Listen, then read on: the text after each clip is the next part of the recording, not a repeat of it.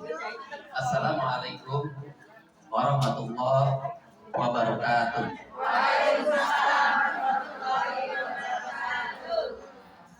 Alhamdulillah, Bismillah, Alhamdulillah, hadana li hada wa ma kunna linahtadiya laula an hadanallah.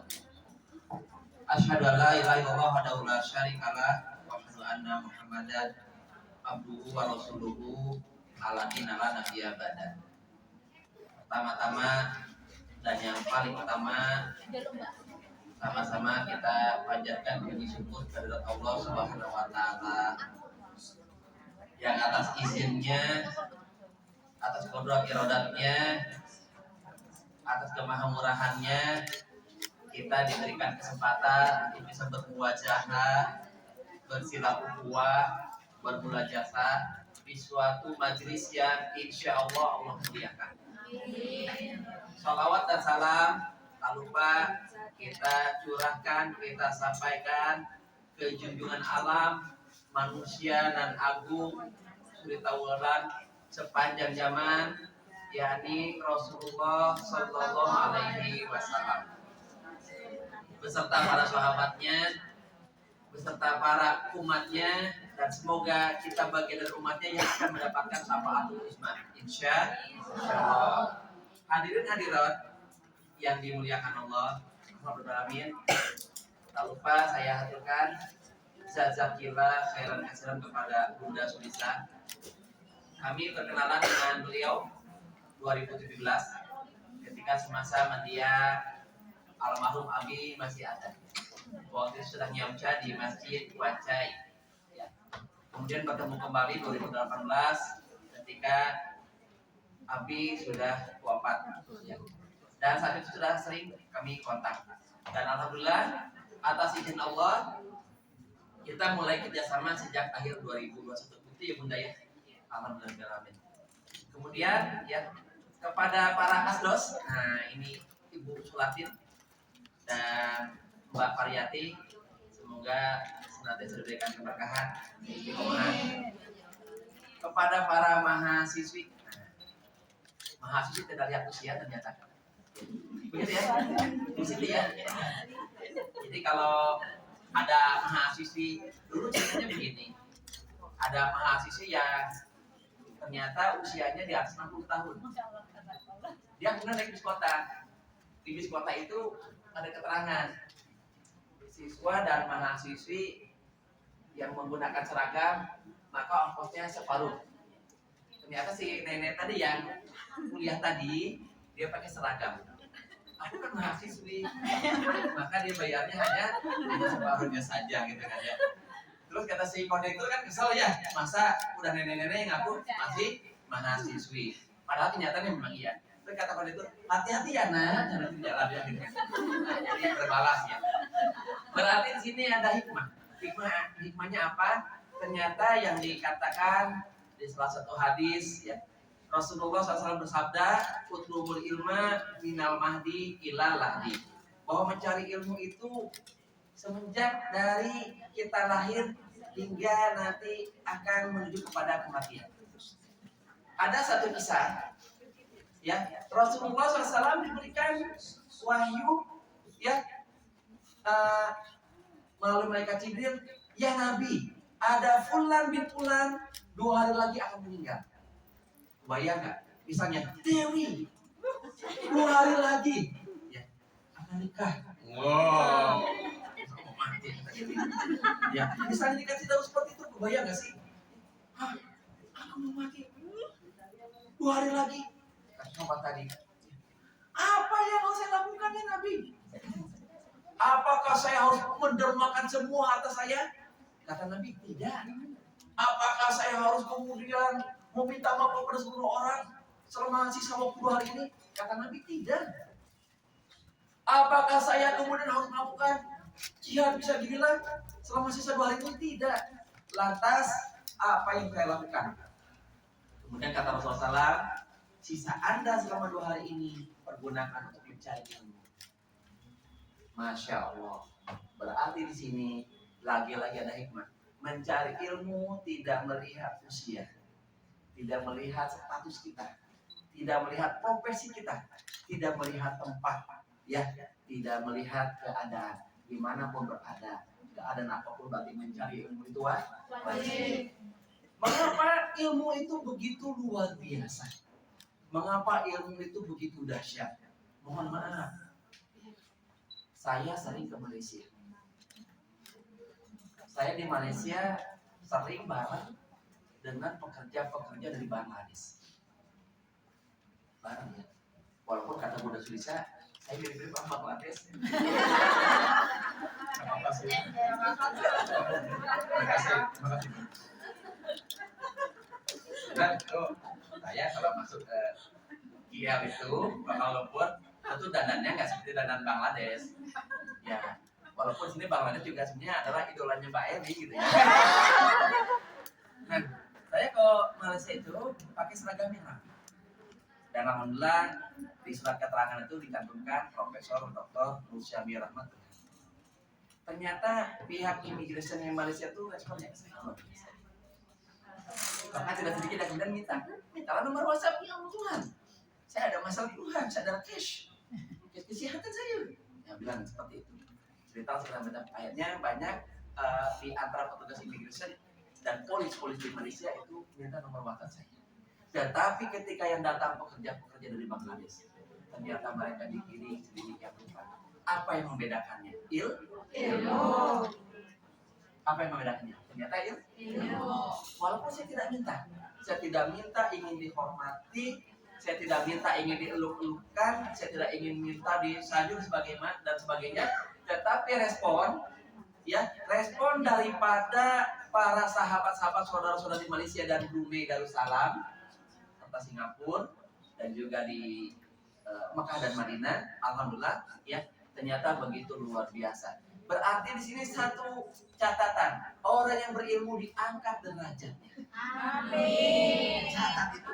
Dan jenengan nanti pulang ke Indonesia itu beda, udah beda banget. Yang dulunya nggak tahu tentang kesehatan, ya nggak tahu seperti apa, minimal sekarang kalau belum, kalau ada mbok kita, mertua kita, ipar kita, atau menantu kita, maksudnya ini, buat tidak punya menantu. Ternyata menantunya itu baunya berat. Telapak tangan, telapak kakinya sering kesemutan. Ujungnya memerah. Sakit apa nggih? Kolesterol. Catat Bun, kasih hadiah Bun. Bakso 1 mangkok bayar. Bayar sendiri. Nah, akhirnya tahu ya, Masya Allah.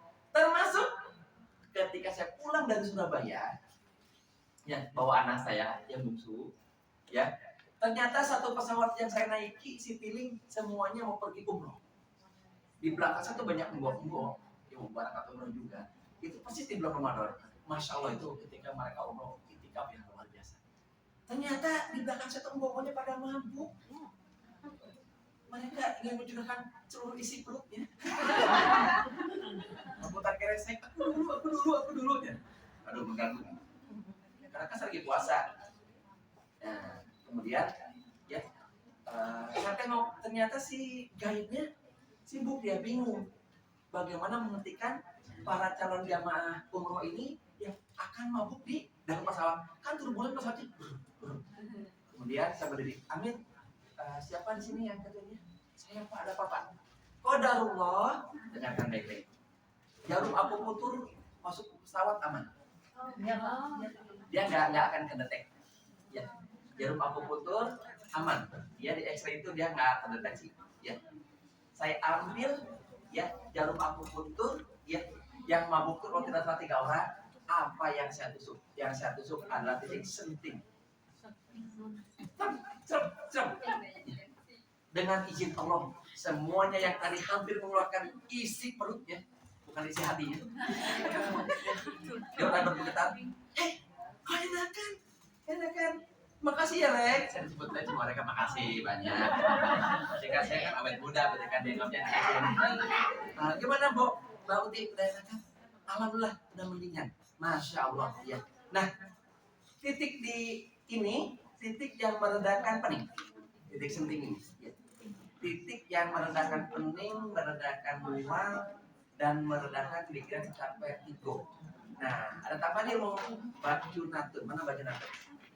Oke, jenengan pas vertigo, pegang titik Faihui atau mungkin agar tekan kuat, ini dengan cepat. Nah, ini untuk menghentikan vertigo. Nah, ini ilmu kan? Masya Allah, ini yang membedakan kita dengan dia umum. Enak kan? Alhamdulillah, ya itu tidak jadi mabuk sampai si pramugarinya sama bapak diapain? Saya dikasih terapi aja bu, daripada nanti mereka mengganggu dan sebagainya. Pun juga ketika saya umroh, alhamdulillah, ternyata ketika pas naik Saudi Airlines itu banyak jamaah dari kloter lainnya pada mabuk. Saya sama pramugari yang dari Filipina dipersilakan untuk keliling nusukin orang. Untung aja yang ditusuknya itu bukan hantu dari Cina. Kalau hantu dari Cina pas dilepas dia terbangnya.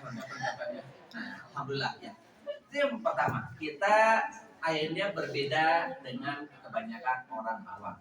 Insya Allah kita punya skill, punya ilmu, punya martabat yang berbeda. Serius ya, serius ini akan membedakan. Ya, nanti apalagi ketika nanti jenengan pulang ke Indonesia, udah bisa bekam, udah bisa pijat, ya. Alhamdulillah, masya Allah. Sampai ada ungkapan kan? Apa coba? Nikahlah dengan terapis. Kok dengan terapis nikah? Kayak aja doain apalagi kamu. Iya. Masya Allah. Alhamdulillah. Nah, yang kedua, ya bahwa keutamaan dan Allah melebihkan orang-orang berilmu apa? Karena ilmu itu adalah warisannya para nabi dan rasul. Catat, warisnya para nabi dan rasul. Termasuk warisan yang telah Rasulullah SAW berikan kepada kita apa? Bekam. Jangan pernah meremehkan bekam, serius. Jangan pernah meremehkan bekam. Ya, suatu hari ada subhanallah preman, badannya penuh tato. Ternyata dia tukang mabuk. Tapi yang nyebelin dia tukang mabuk, tapi dia juga punya penyakit asma. Kan memalukan, masa preman punya penyakit asma? Tapi dia juga tadi nyebelin. Kalau pas saya bekam kakaknya, bekam adiknya ulama ustaz. Dia tuh sampai didoain sama berkali-kali di isi gua segala macam. Belum kapok, belum tobat. Sampai kemudian pas saya datang, qadarullah, pas saya bekam adiknya, nama adiknya Pak Ustadz Hasan. Kemudian dia liatin pengobatan naon eta? Apa bahasa Indonesia? Pengobatan apa itu? Berdarah-darah, tidak berperi kemanusiaan. Ini pengobatan barbar ini ditusuk-tusuk sampai darah berlumuran begini. Emang enak deh. Dan nanya kalinya, harus dibekam katanya. Punya penyakit asma, penyakit bengek. Ya. Tuh penghisap rokok, ahli udut wal hisap. Kata adiknya tuh. Dah dia. Rasa gengsi kali ya. Bejakeun itu ka batur ngerakeun. Kenapa dibilang orang lain memalukan ya? Tapi dia liatin. Dulu saya asma. Dengan izin Allah setelah rutin dibekam sama Pak Rahmat, saya sembuh. Saya juga punya penyakit pasir. Setelah rutin dibekam sama Pak Rahmat, dengan izin Allah tidak jadi dioperasi. Saya sehat. Ayo bekam Pak. Saya traktir ya bisa kemudian. Tadi enggak Pak Rahmat. Saya bilang, silakan coba. Dibekam. Mau tahu saya membekam? Dia perokok berat. Dia penghisap ganja, dia tukang minuman keras, dia punya penyakit asma, ya tubuhnya tinggal tulang, kulit dan ketut, ya.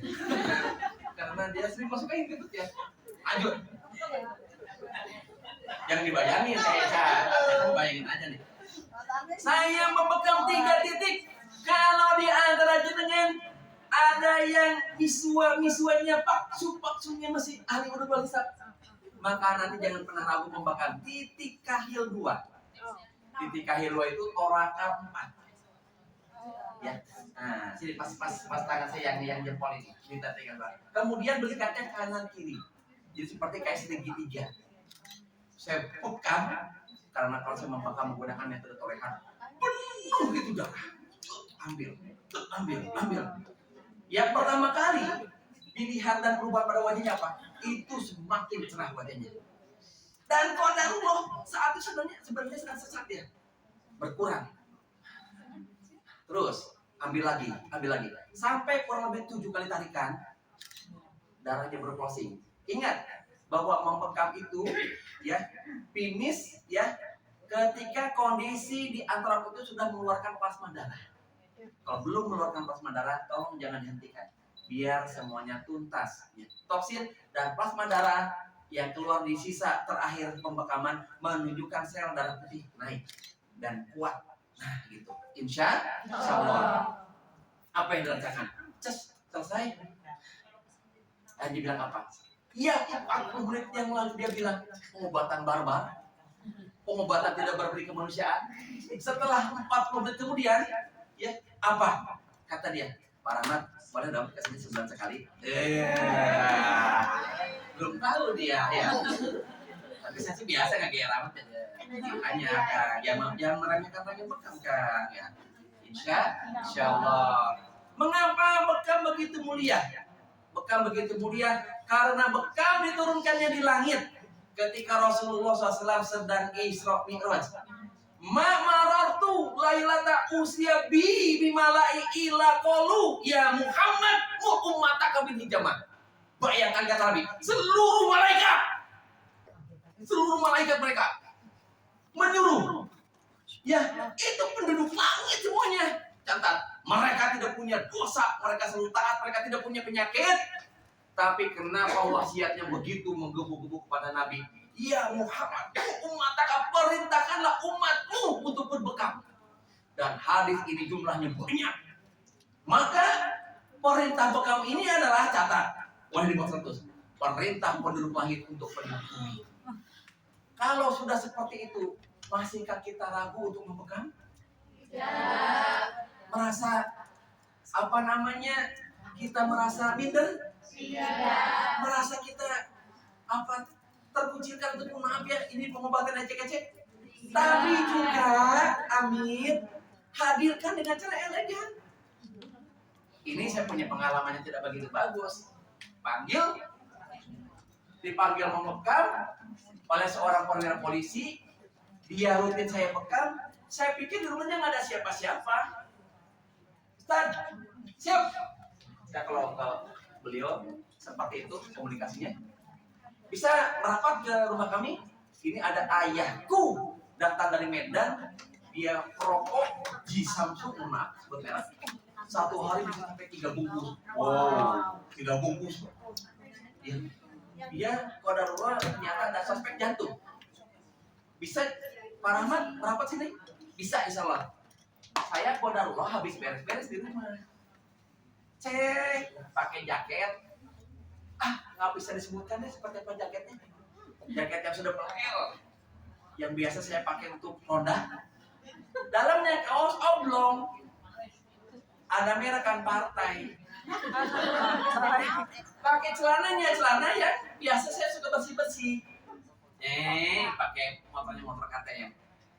Jadi kalau motor itu, kalau belum lunas, pas di klason bunyinya kiri dit.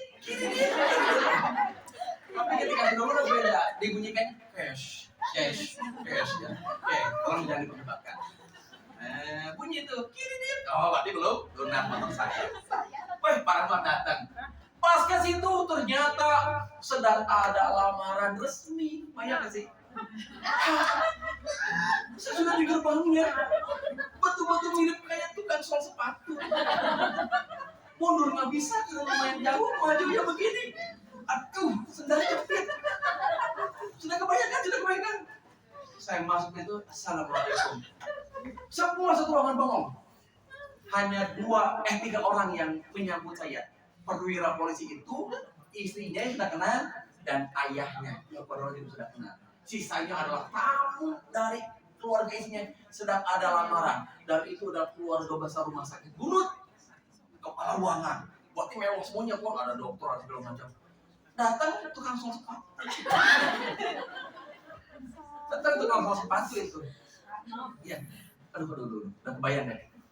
Tahu nggak alat makannya dipakai apa? Sembonya pakai kantong keresek. Tanpa menghinakan diri. Saya nggak tahu seperti itu. Sudah terlanjur. Semua orang yang di dalam ruangan tersebut menatap dengan tatapan hinaan, recehan, mulia. Sungguh hati ini terkoyak. Kamu bener. Tapi gimana lagi? Udah lah, nggak apa-apa. Ini kesalahan saya. Gitu. Dan ternyata si bapaknya itu pengen dibekam di tengah rumah karena jantungnya sedang bermasalah, sedang kamu. Nah, saya kasih ilmu sedikit. Ingat ya, dengar dulu. Kalau di antara jenengan ketemu pasien yang tidak begitu nyaman dan sedang sesak, tangannya sudah ke belakang, tangannya ke belakang. Kita lakukan gerakan seperti pompa. Termasuk ini yang asam lambungnya sedang naik. Dia akan begini. Oke. Nah, termasuk saat juga sedang masuk angin. Masuk angin ini. Ya, sedang masuk angin, titik kahil satunya bisa dilakukan sedikit sambil terbang begitu ya. Kemudian dilakukan totok. Seperti yang kemarin saya ajarkan di kelas terapi totok punggung dan akupresur. Nah, itu dengan izin Allah, maka dia akan keluar sendawa, nyaman. Lanjut lagi ke yang tadi. Selesai dibekam, saya terapi dibekam, semua melihat. Aduh, benar ya. Itu memang tak apa-apa lah.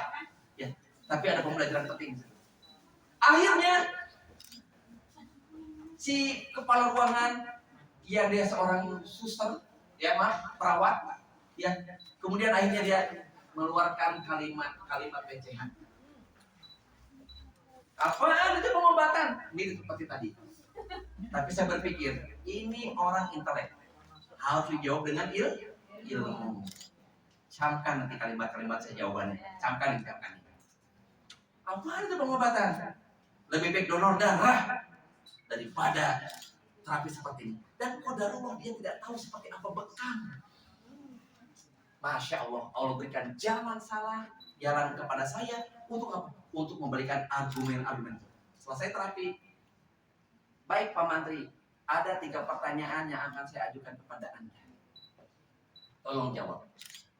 Kalau dalam donor darah, apakah sel darah merah yang masih aktif ikut ke bawah? Ya, kata dia. Memang tujuan utama donor darah adalah mengambil sel darah merah yang masih aktif. Yang tidak aktif ikut ke bawah. Silakan cek darah bekam. Darah bekam 90% lebih unsurnya adalah darah yang sudah rusak, darah yang sudah abnormal, darah yang sudah mati, darah yang sudah tidak lagi punya fungsi di dalam tubuh. Karena usia darah itu adalah 4 bulan, catat. Usia darah manusia 4 bulan. Selepasnya mati. Ya, maka bekamlah yang mengambil darah yang rusak tadi. 1-0 buat saya. Dia tidak menjawab. Aneh yang berarti. Kok tukang sol sepatu bisa menjawab itu ya? Belum tahu dia. Yang kedua, kalau dalam donor darah, apakah sel darah putih ikut keambil? Ikut. Karena diambilnya dari vena, lebotomi. Diambil dia.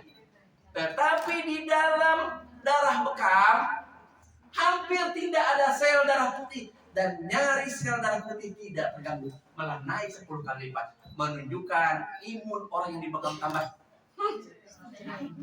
Insya Allah. Hasilnya apa? Ya, dia diam. Berapa kosong?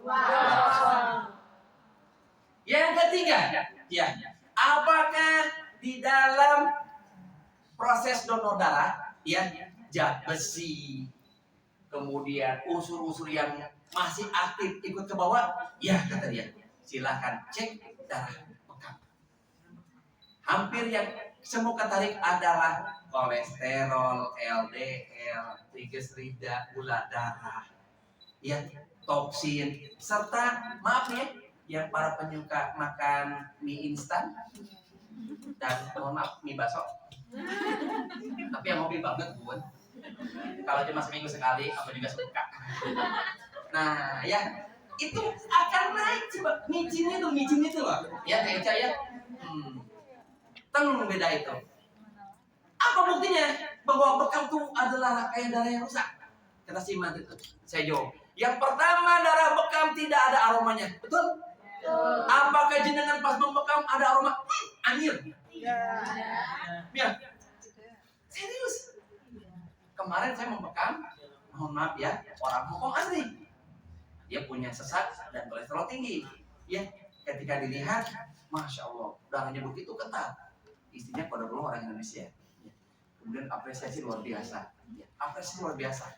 Ya. Itu penghormatan dan kemudian merasa bersyukur. Tapi kalau nanti bilangnya Koko ke saya, Koko. Kenapa nanti Koko itu memberitahu? Insya Allah. Darah bekam tidak ada aromanya, sedangkan darah yang masih segar, darah yang aktif, bau anjir. Yang kedua, darah bekam tidak ada rasanya, sister. Suka. Saya tipikal orang yang gak suka dengan teori, tapi ingin membuktikan. Dulu setiap saya membekam, saya ambil, tapi nggak begini. Saya cicip ya. Oh ternyata tahuan. Karena darah itu rasanya asing. Tahuan. Betul ternyata. Berarti ini memang rangkaian darah yang rusak. Ya. Yang ketiga, ternyata darah bekam itu suhunya kurang lebih sekitar 20 derajat. Suhu darah apa? Panas. Suhu darah itu 39 derajat. Panas, Pak. Ya, pernah menyembelih ayam? Belum pernah. Cobainlah. Semoga dengan pola dan semuanya bisa berkurban. Amin. Setelah umroh, pulang ke Indonesia berkurban. Nah, nanti pegang darahnya. Tapi jangan juga begini. Tidak lah ya. Nah, yang terakhir, ternyata darah bekam itu lebih cepat membeku ketimbang darah yang aktif. Apalagi kalau bekamnya diumum-umum udah seperti kayak puding. Ya. Saking kayak pudingnya, sampai ada sahabat yang bernama Abdullah bin Abdullah makan itu darahnya Nabi. Dimakan karena nggak tahu itu darah bekam. Ini ada kisahnya. Sampai Nabi cari di mana tadi darah yang sisa yang setelah dibekam. Dimakannya Nabi sama sahabat Abdurrahman bin Auf. Apa kata Nabi? Sungguh perutnya tidak akan pernah tersentuh api neraka selama-lamanya. Darahnya Nabi begitu luar biasa. Ya, Masya Allah. Ya, Masya Allah. Tepatlah kata Nabi. Inna afdola mata dawa itu bihil hijamah. Sesungguhnya seutama-utamanya pengobatan yang paling utama kalian lakukan adalah bekam. Masya Allah. Akhir daripada kisah tadi apa? Ternyata si perawat tadi bertanya kepada perwira polisi ini, siapa itu? Ya dikatakan Profesor Dr. Nur Jamil Rahman. Kemudian minta maaf. Tapi saya biasa aja sih. Ada dendam tetap kita. Alhamdulillah. Jangan juga kita merasa sombong. Sombong itu merendahkan orang lain dan menolak kebenaran. Maka janganlah kita menjadi orang yang sombong. Nah, itu yang saya rasakan ketika alhamdulillah ya saya kemana-mana bawa ilmu. Tes yang berikutnya, Masya Allah, ada pelatihan iridologi di Hotel Metropol Batu Malang. Di sini ada orang Malang, ngacung orang Malang? Hotel Metropol Winda Batu. Ya, saya naik bis turun di Madiun. Sisa uang saya, Bu, tinggal 150.000. Ini beberapa tahun yang lampau ya. Saya ingin tes kemampuan marketing juga. Betulkah orang berilmu itu bisa mendatangkan uang? Masya Allah, saya buat status WA. Saya di Madiun, pelatihan iridologi itu masih 4 hari lagi. Saya sengaja tinggal di Madiun, di hotel di dekat alun-alun. Tapi ada beberapa kontakan yang sudah kontak.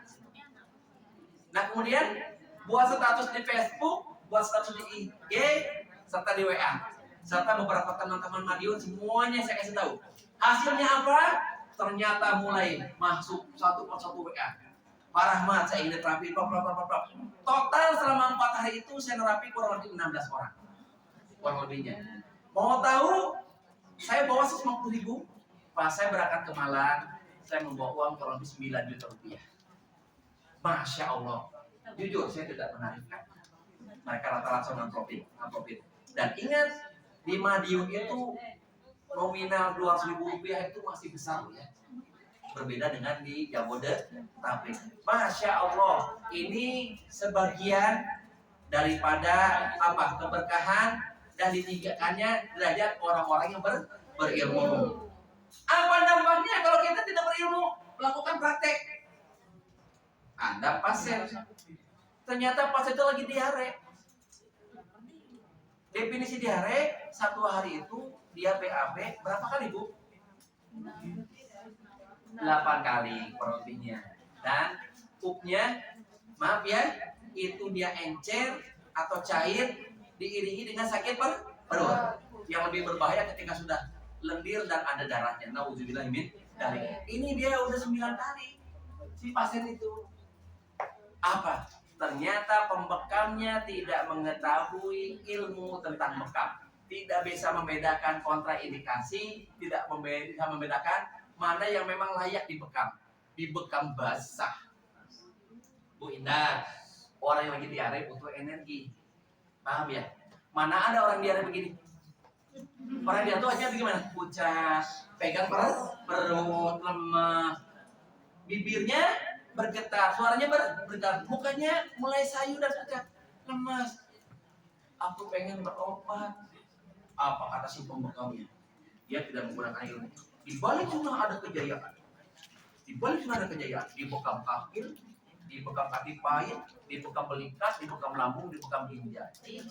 Setelah dibekam, pasien dibawa ke rumah sakit ke IGD. Langsung melakukan infus ya, dan transfusi serta kondisinya, paham ya? Itu antara hidup dan mati. Menunjukkan apa? Dia membekam tidak menggunakan ilmu. Ya. Ada lagi pasien lagi hamil. Pasien lagi hamil 3 bulan. Dibekamnya titik panggul 1, 2, 3, kemudian belikat. Setelah dibekam, dia sukses keguguran. Nauzubillah min dzalik. Berbeda nanti ketika para ukti pilah, para pejuang-pejuang di PC ini, bukan hanya kita di Hong Kong mencari nafkah, tapi juga ternyata kita di sini mencari ilmu, mendapatkan ilmu dan membawa skill ilmu. Ini kalau ada tulisan KHT Hong Kong, nanti pakai KTA, amit ya, dari teman-teman senior-senior jenengan. Kemudian datangnya elegan, pakai kotak yang rapi. Bismillahirrahmanirrahim. Nah ini juga saya tes case ini. Ini sama Bun. Ketika saya di Ampang, Malaysia, saya rapi, pakai jas, pakai dasi. Memang nggak boleh bekam pakai dasi? Boleh. Bukan lepasin dulu dasinya, ya. Nanti takutnya dia dipakai untuk nginin darah, ya kan. Apalagi kalau ternyata pembekamnya gipilek. Ya. Lanjut. Rapi, pakai KTA, pakai nempel begitu. Apa coba? Mau tahu? Saya dikasih berapa? Masya Allah, kalau tidak salah waktu itu kurang lebih saya dikasih 30.000 ringgit. Berapa 30 ringgit? Hampir 100 juta. Saya tak percaya. Saya tak percaya ketika pas saya tukarkan di ini ya, dirupiahkan, mencajer itu kan. Ke bank, langsung ke bank waktu itu. Ini terlalu banyak kata mau manajer. Jadi ke bank mau amalat Malaysia. Ini jumlahnya sebenarnya 107 juta. Saya tak percaya loh. Yang benar. Tapi nggak gitu juga kali. Coba dalam hati kan. Kenapa? Biar saja lah. Ini getaran beda ini. Insyaallah. Itu ya. Yang berikutnya ketika saya di Papua. Nah ini ada saksinya. Pas di Papua, Masya Allah, ada seorang anak yang ternyata sudah batuk lebih daripada 2 tahun. Anak itu kalau usianya 5 tahun. Anak itu sudah berobat kurang lebih ya di 4 kota besar yang ada di Papua. Ada di Jayapura, di Merauke, di Pakpak, dan di Sorong kalau tak salah. Didatangi semua dokter-dokter anak untuk ngobatin sakit batuknya itu anak. Ternyata belum sembuh-sembuh. Saya tanya, apakah ibu dan bapak sudah minum madu? Dia Pak Rahmat tuh pilihannya. Ternyata dia sudah menghabiskan madu juga berkintal-kintal. Banyak itu. Oh banyak ya. Jujur, saya sebenarnya bingung. Cuma ini ilmu ya. Kalau jenengan bingung, ya tentang suatu penyakit yang dikonsulkan pasien, jenengan jangan kelihatan bingung. Apa ya? Jangan. Itu udah meruntuhkan sugesti pasien. Aku nggak tahu. Jangan. Biasa aja. Sembunyikan kepanikan kita. Asalnya kita tidak. Jadi dia tetap confident. Senyum aja walaupun bingung.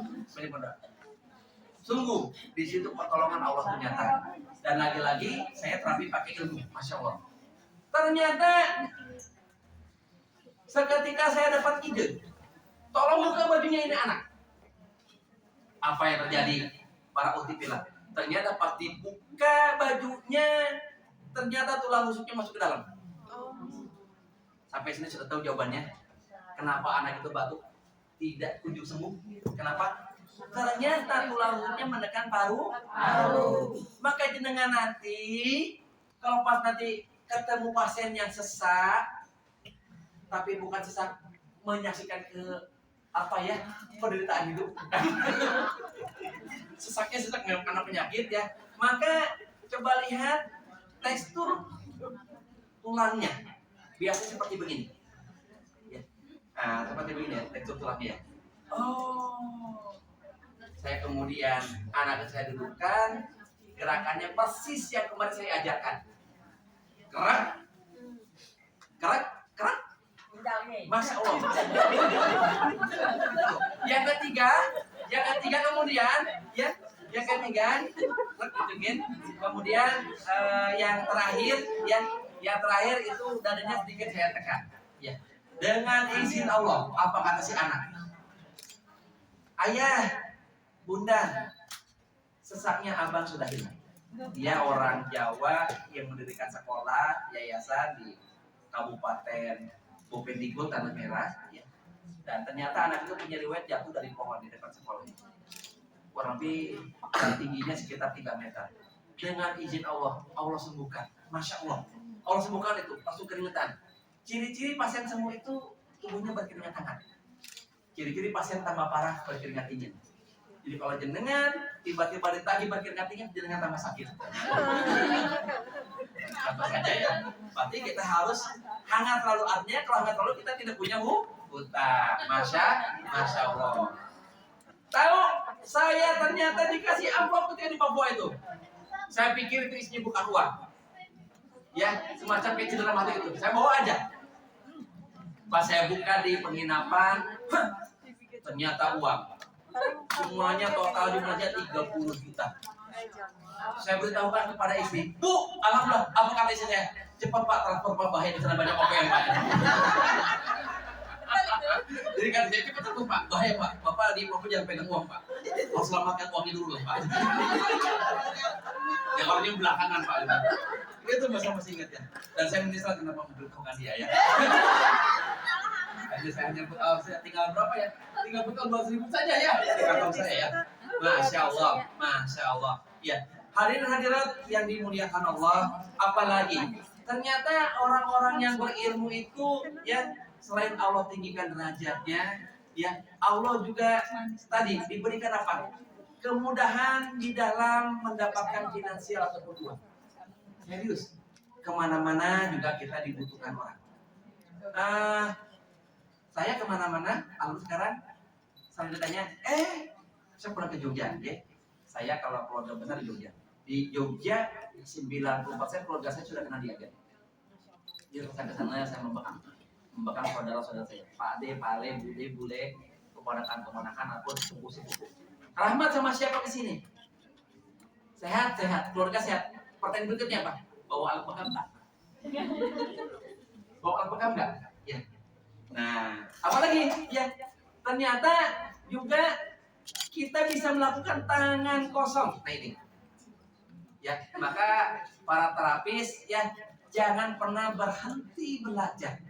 Jangan pernah berhenti belajar. Insya Allah, ya, insya Allah. Ada satu keterampilan, mohon maaf, yang tidak dimiliki oleh nakes apa? Keterampilan terapi tangan kosong. Bisa akupressure, bisa rupiah syariah, bisa juga nanti tolak punggung, ya, kiropraktik, Yumeho ataupun Karakolistik. Karakolistik seluruhnya itu apa namanya gabungan dari terapi-terapi tadi.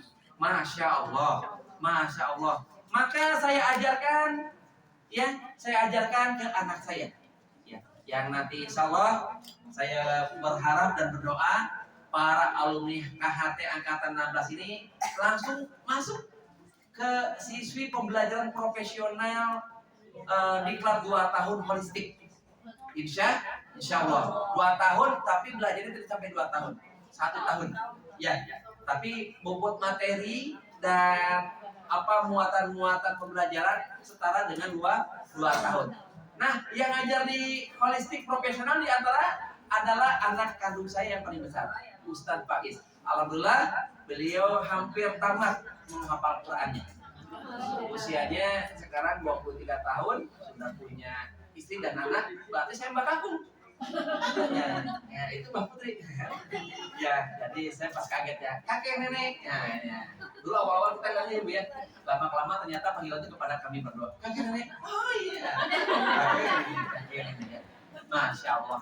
Nah, Pak Is ini semenjak dari mulai dia mondoknya 7 tahun, ternyata banyak ustadz-ustadz yang senang, yang sering dia terapi, dan para ustadz-ustadz juga senang ketika diterapi.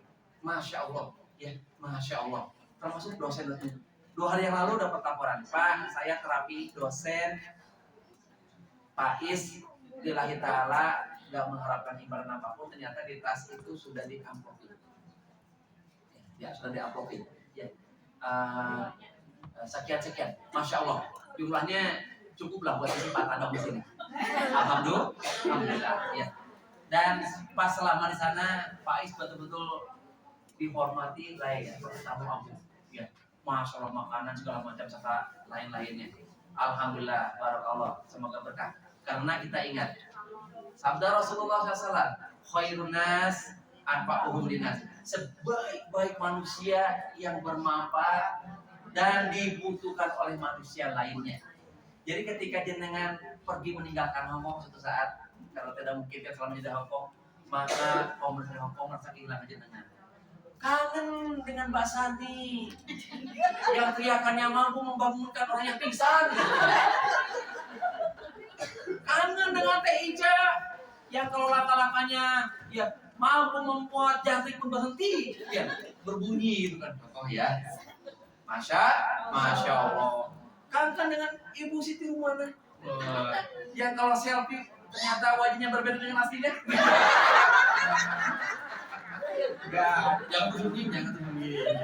Ternyata yang aslinya lebih masya Allah, lebih jamilah. Alhamdulillah.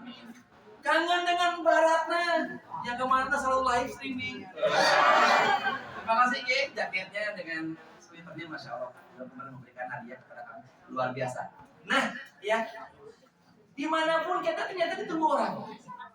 Serius ya, kita ditunggu orang, betul. Dan saya merasa amat sangat bersyukur. Makanya kalau sebisa-bisa, semoga saja jenengan yang mohon maaf ya, yang ada suami di Indonesia, ajakin juga sama-sama berlatih. Karena kalau seperti ini biasanya tandeman. Ya. Nanti kalau keliling, kami dulu keliling loh sama istri saya. Serius, yang langsung tiba-tiba begini, betul-betul keliling door to door. Door to door saya. Dan saya pernah diberikan apa? Diberikan kalimat SPYJK. Apa itu Pak Rahmat? Syukron banget ya jejak Allah. Alias gak dikasih apa-apa. Betulan, ya betulan. Ya, kita pernah rupiah masal yang hadir kurang lebih 100 orang, seikhlasnya. Ternyata pas dibuka ada 1.000 perak, 500 perak. Saya kumpulkan itu uangnya hanya dapat 150.000 dari hampir 100 orang itu. Takor banget. Karena saya bayar ustadznya pun dulu, kami dulu muda ustadz kibar. ya sekitar hampir kalau sekitar 2 juta. Sedangkan pendapatan 150.000. Oh tak apa-apa. Berarti pembelajaran. Ada beberapa daerah tertentu ternyata kalau kita sebutkan seikhlasnya kurang cocok. Yang ada dia semena-mena kepada kita. Ya. Kemudian ada daerah yang memang harus bisa seikhlasnya. Seperti yang pernah saya ungkapkan tadi di Madiun. Nah, kemudian lagi uktipilah saat kita berilmu tadi itu sanadnya harus jelas. Ya, sanadnya jelas. Dengan siapa berguru. Ingat, jangan kita belajar dari mukidi. Mukidi murid kiai digital. Atau dari Mbah Google-nya. Dikit-dikit Mbah YouTube, Mbah Google. Ya terus tidak.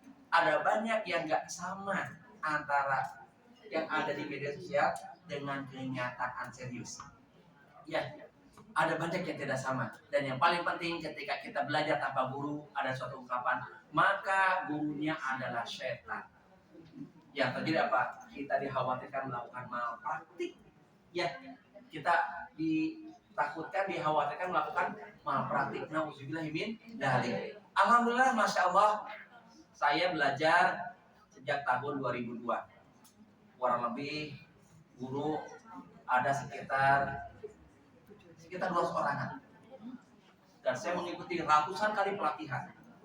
Berhenti belajar? Tidak. Saya masih belajar. Isi saya SPK 3 tahun. Sekolah Perawat Kesehatan. Sebelum SPK, qadarullah Ayahanda Matua adalah pakar pengobatan patah tulang dan herbalis. Serta Mama Matua juga sama. Jadi sebelum masuk SPK sudah belajar.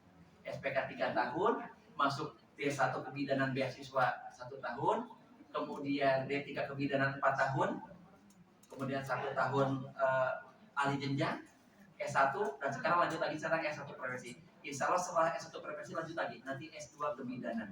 Selesai? Belum. Ternyata ketika kita belajar Tibun Nabawi, apa Tibun Nabawi? Pengobatan Nabi ya. Kita jangan hanya Tibun Nabawi itu apa? Apa ya? Jangan ya. Tibun itu artinya pengobatan Nabi Nabawi. Maka Tibun Nabawi itu pengobatan Nabi. Nah, lanjut. Ya. Belajar sama-sama ya. Awal-awal belajar saya terkena malpraktek. Malpraktek apa? Ternyata suatu hari kan masuk angin dan kembung. Kemudian kata istri saya, coba Pak, Bapak dilakukan bom api. Dulu belum ada Google. Kami belum berguru belum ya. Kita masuk otodidak dua-duanya. Akhirnya saya tengkurap. Kemudian istri masih ingat Bu ya? Tidak kasih senyum ya. Kemudian si gelas dikasih alkohol, dikasih api, dirubin. Dan ternyata alkoholnya meluber ke punggung saya. Terbakar, ya iyalah. Mau saya tuntut nggak berani, takut. Dia cuma bilang, aduh nggak apa-apa udah biasa. Akhirnya saya demam selama 3 hari 3 malam ya. Sampai ke lebaran itu bulan puasa kalau ya. Pas setelah sholat tarawih ya. Subhanallah, ini contoh malpraktik yang jangan dilakukan oleh siapapun lagi. Cukup hanya rahmat saja ya. Apa namanya yang sudah mengalaminya ya. Ya terus hanya melakukan saya diminta sama besoknya udah biasa lagi. Saya masih demam. Nah, ada banyaknya yang terjadi malpraktek ya. Misalnya ini paling ngeri. Itu saat sedang melakukan eksekusi leher. Eksekusi leher. Dia hanya melihat isinya pelatihan, kemudian kata dia gampang, akhirnya si isinya sama dia diker. Ternyata isinya dalam kondisi mental block. Atau mental block, melawan. Nah, kemarin yang saya tarik kakinya siapa ya? Ini. Saya tarik kakinya. Itu ada kaki yang masih melawan dia. Itu akan bisa. Termasuk ketika kita memengkerak, ya memengkerak leher, ada masih ngelawan. Itu nggak bisa. Kalau pasien yang mau dibekam, dia begini amat sih, jangan. Lebih baik jangan dibekam. Kalau ada pasien datang ke tempat kita, pengen dia sikapnya begini, emang gini dong pengobatannya, pulang. Setelah dibekam, setelah terapi, keringatnya tambah dingin. Artinya dia semakin bertambah parah. Dan yang keluar adalah hormon kortisol. Lebih baik jangan dilakukan terapi lanjutan. percuma tanda petik. Ya, saya sering seperti itu. Tapi kalau dia udah respon bagus, masya Allah, ya. Nah, itu baru kita progres. Lanjut. Ternyata si isinya tadi dia ngelawan, tahu sama suaminya. Dikrek, yang bunyi bukan krek, beletok. Beda-beda tipis sih, tapi artinya beda patah. Untung aja nggak innalillahi wa inna ilaihi rajiun. Sebelah sumber lah isinya. Abi salah, silakan bukan itu, bisa kita tahu kan? Ya, panggillah trainer. Yang tadinya dia pengen gratisan, panggil trainer, keluarlah uang kurang lebih 15 juta. Karena harus mendatangkan trainer, itu praktisi ya.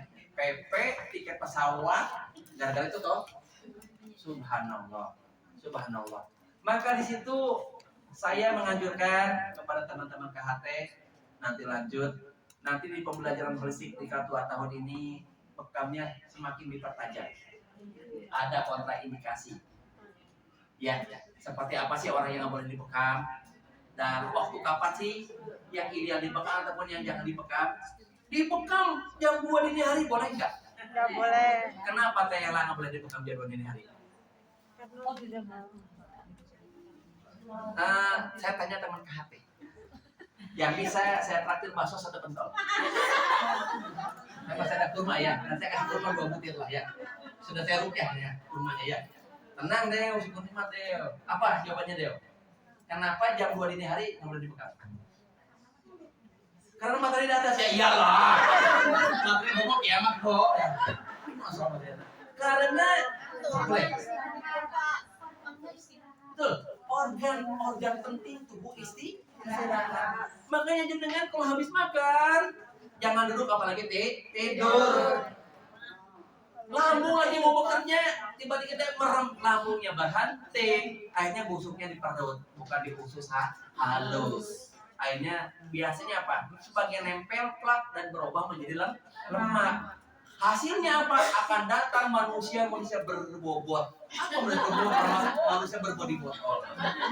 Iya, itu dari salah satu kesalahan orang pola makan. Nah, jam 2 dini hari itu organnya sedang istirahat. Yang keduanya tubuh nggak punya pertahanan. Jadi orang yang banget kan sakit ya. Sakitnya itu dicari. Gitu ya Teh. Gitu. Tapi juga pas sakit yang apa ya? Yang subuh tidak terukur bukan, sakitnya terukur kan, tarik. Maka jenengan saat membekam tadi atau membekam, tarikan pertama komunikasi sama pasien. Sampun Bu, jereng. Ternyata manusia dibekam dalam manusia besi. Padahal tuh nenek umur 70 tahun. Tarikan kedua, sampun, jereng. Ketiga, derek. Nggak boleh harusnya, karena itu nenek. Pasti uktinya sedang ambil sarung tangan, lihat lagi ke kopannya, kulitnya jebol, langsung kelihatan tulangnya. Si uktinya pisah, Ustaz. Si neneknya kan bang, apa nih? Padahal masih nempel ya. Ada apa? Dibawa langsung ke rumah sakit untuk bukan penambalan, jebol ininya. Berarti kalau nenek di atas 70 tahun, apalagi yang sudah keriput, kalaupun dia masih request, sampai dereng, jangan diikutin, karena bukan mengikuti keinginan pasien. Nah, masih usia Teh Ella dibekam, cukup, maksimum 3 tarikan. Awas maksimum, ya, jangan menuruti keinginan pasien. Ada pasien yang dibekam, aku pengen dibekam, pekokannya, ini. Dia yang pilih, cipranya bengong aja. Ternyata si pasiennya terapi juga, dia hafal, kan dipain, dain, kalau mati, kiton, terapi di bengong aja. Ternyata dia si pasien, dia rutin mengikuti Google menyuka Tibun Nabawi. Dia buat sendiri. Ada seperti itu ada. Tetap kita jangan kalah. Apa namanya ya? Kalah power. Maaf, kami membekam berdasarkan SOP dan diagnosa. Silakan ibu itu. Gini. Ibu tipe dingin. Tipe dingin itu ibu harus dibekam api. Hah? Bekam apa ya? Sakit hilang nafas pun hilang. Ya. Jadi jangan kita terkalahkan sama omset. Lanjut. Jam 2 dini hari itu tubuh tidak punya pertahanan, saat kita dibekam merasakan sakit, maka otak mengeluarkan namanya cairan makrofag. Apa cairan makrofag itu? Cairan pasukan sapu jagat. Masya Allah. 2013 mengawali saya ke Hong Kong, ternyata banyak bukti, banyak mbak-mbak yang sakit-sakitan. Hampir rata-rata hospital di Hong Kong banyak menerima pasien-pasien ya dari Indonesia. 2013 kami masuk dengan izin Allah, ya, melakukan pelatihan secara masif. Ternyata laporannya, Pak, para mbak-mbak yang dulu sering sakit lambung, sakit sesak, hipotermia saat musim dingin, sampai keluar apa? Darah. Dengan izin Allah, Pak, banyak yang sekarang tertolong, Pak. Yang sakit saat sedang haid dan sebagainya, banyak yang tertolong, Pak. Itu karena apa? Itu karena tubuh tadi mengeluarkan namanya cairan makrofag. Apa? Sensasi sakit. Ya, sensasi sakit, kemudian ditorek kan lebih sakit lagi. Keluar, imunnya naik. Set. Maka menurut Profesor Dr. Ahmad Rojasaro, orang yang rutin dibekam, insya Allah tidak akan terkena penyakit, ya, kanker, tumor, dan serangan stroke. Mengapa? Ternyata orang yang dibekam, Bu, itu sel interferon, sel penguat tubuh, imun tubuh 10 kali lipat lebih hebat daripada terapi akupunktur. Betul. Masya Allah. Termasuk ternyata orang yang dibekam itu awet muda. Masya Allah. Ditambah, ya, orang yang awet muda itu nanti tipsnya adalah kita menggunakan kulit jeruk balik. Dikupas, dirapikan, dibuat bulatan, dibuat roda-rodaan. Itu yang mudah-mudahan dia seketika menjadi anak. Alhamdulillah, terima kasih ya. Nah, ya, nanti di pembelajaran ini pun nanti insya Allah bukan hanya belajar tentang bagaimana kontraindikasi, belajar juga nanti dengan pembedahan masalah penyakit kewanitaan. Dan ini ternyata yang dibutuhkan di Hong Kong. Seperti tadi ya, ada pasien yang sedang desminor, sakit sedang haid. Seperti apa terapinya? Pasien yang banyak keputihan. Kita mengerti pasien yang ternyata dia gejalanya kista, gejalanya MIA. Oh, ini tumor payudara. Nauzubillah min dzalik. Ya. Sampai kita pernah nauzubillah min dzalik ya. Ingat, kita berada di negeri Hong Kong. Kami kedatangan beberapa pasien yang ternyata HIV/AIDS. Ini dari mana ciri-cirinya Pak Rahmat? Yang pertama, ciri-ciri yang nyata apa? Ternyata belekan matanya tidak sembuh walaupun sudah dikasih antibiotik selama 3 bulan. Matanya belekan. Yang keduanya ternyata bulu mata dan bulu alisnya rontok. Ketiganya ternyata dia selalu keluar ingus. Kemudian di tenggorokan, telinganya kelenjar beningnya bengkak. Dibuka mulutnya, ternyata penuh dengan sariawan. Ya. Kemudian di tangannya itu ada seperti ada kutil-kutil. Itu ya, subhanallah. Kemudian lagi dia batuknya dalam banget. Kalau sudah bertemu pasien seperti itu, tolong jangan diterima. Apalagi mohon maaf sekali, kalau yang laki-laki nauzubillah ya kan jiditin. Kalau ternyata anusnya sudah jebol, kita tinggal tunggu hari untuk matinya dia. Dan sudah tidak lagi ada yang bisa mengobati kecuali dengan izin Allah. Dia sudah haid level 4. Kalau yang sudah anusnya jebol, berarti dia sering melakukan hubungan seks lewat anus. Ya, bukan peruntukannya. Masih banyak awat tampon, betul. Kenapa ada laki-laki sama laki-laki, betul? Nauzubillah min dari saja belum nikah, betul ya? Siap dia ini ya, pasang iklan, siap nikah siapa gitu kan ya? Insya Allah, amin kan Deo. Nah, ya. Lanjut lagi ya, kita nanti ada terinclude jadi LKP dan LPK Sehat Holistik.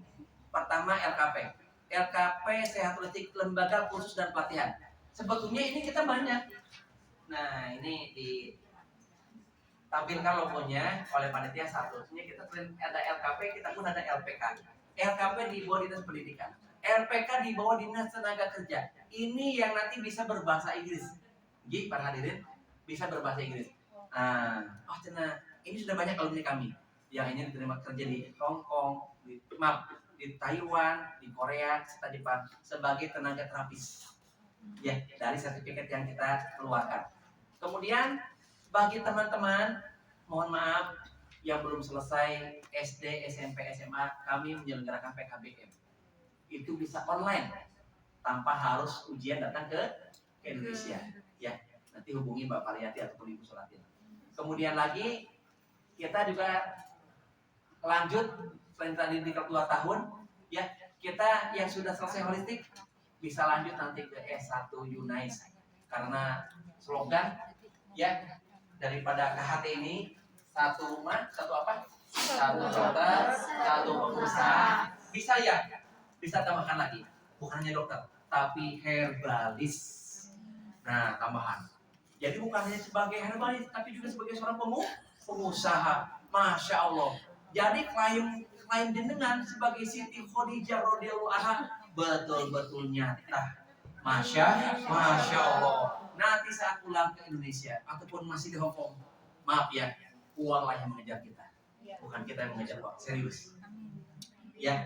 Ada nggak bisa saya sebutkan namanya alumni kami ketika di Junwan, dia setiap hari Ahad pasiennya paling sedikit 10 orang, dia sampai sewa hotel di TST. Itu kata dia pendapatan bisa di atas 500 Pak Rahmat, itu paling minimal, bahkan bisa di atas 1000 satu itu. Kemudian pulang Indo sekarang pasiennya banyak dengan talenta yang dulu saya ajarkan. Dan alhamdulillah sekarang dia sudah punya klinik resmi berikut penjualan herbal. Ya, Masya Allah, banyak pasiennya. Ya, sampai kata beliau, saya sebenarnya udah banyak panggilan di Indonesia Pak. Tinggal persiapan saya dengan suami. Dan sekarang saya persiapan ke Australia. Di Australia apa? Modal dia adalah ilmu. Nah, modal dia ilmu dengan legalitas. Masya Allah. Sampai sekarang kalau ada penyakit apapun, dia masih konsultasi kepada saya. Pak Rahmat izin, kalau ada pasien seperti ini, nggak kerasa ya, kita masih pengen banyak berbagi. Itu dibatasi, siap. Yang lagi ya, lebih lagi ya. Nah, itu masih masih terus berlanjut. Pak, ada pasien, contoh ya. Apa yang membedakan kista dengan mioma? Mau tahu tidak? Mau tahu banget.